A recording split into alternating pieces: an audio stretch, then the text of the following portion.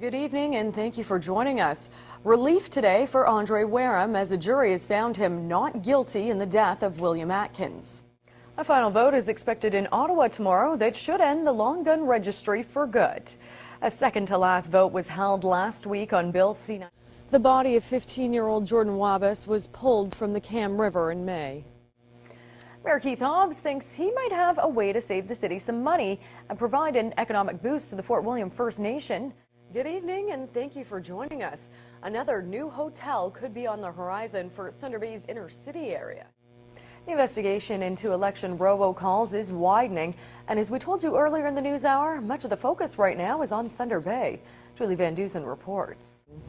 Well, as you can see, things are really starting to take shape here at Thunder Bay's new consolidated courthouse. An official groundbreaking ceremony was held in February. The positive vibes coming from Prince Arthur's Landing are being dampened somewhat now that the ongoing operating costs have been revealed. A $600,000 price tag to run the revamped Marina Park caught some off guard, including the chair of the Waterfront Committee. We'll take a look back at the federal election and the impact it had on our region as Year in Review continues next. Well, we told you earlier in the news hour about the situation here in Thunder Bay.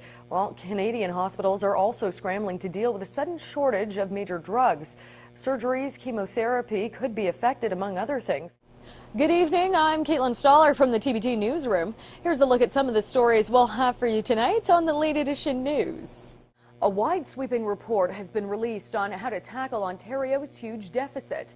Economist Don Drummond has tabled a report to stave off a debt crisis in the province.